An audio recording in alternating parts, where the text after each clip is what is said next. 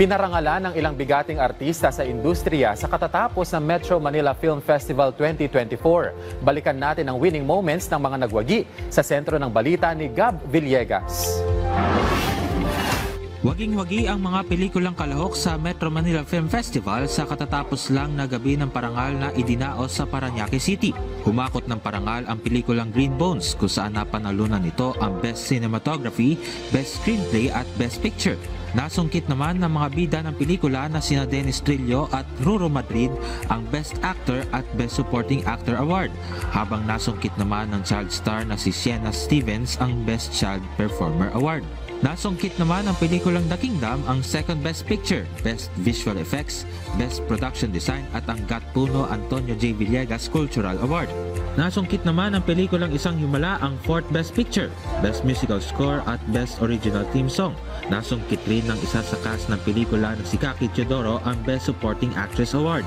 Napanalunan naman ng pelikulang My Future You ang Third Best Picture at Best Editing, habang nasungkit naman ng bida nito na si Seth Fedelin ang Breakthrough Performance Award.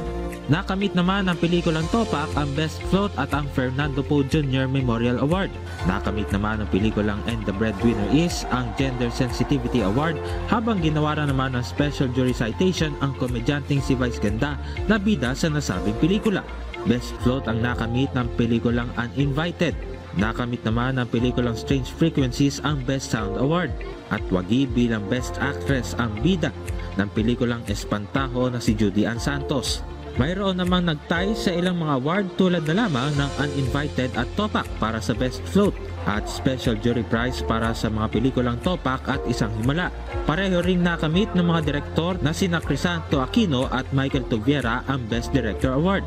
Ginawaran naman ng Lifetime Achievement Award si dating Pangulong Joseph Ejercito Estrada dahil sa pagiging ama ng MMFF. Para naman kay MMDA Chairperson Don Artes, naging bahagi na ng kulturang Pilipino ang MMFF, kung saan pinapakita nito ang talento at pagiging malikhain ng mga manggagawang nasa harap at likod ng kamera.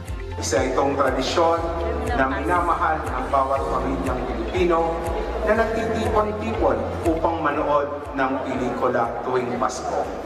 Ang gintong taong ito ay paalala kung gaano kalayo na ang ating narating sa pagpapalago ng industriya ng pelikulang Pilipino. Ang Best Actor naman na si Dennis Trillo, lubos ang naging pasasalamat sa nakamit na parangal. Sana po sa pamamagitan ng mga parangal na to ay mahikayat natin yung mga manonood na mas tangkilikin pa yung pelikulang Pilipino, lalo na ngayon dahil napaka-special ng mga entries sa 50th anniversary ng Metro Manila Film Fest. Showing pa po hanggang ngayon, kaya sana po manood po tayo ng sine.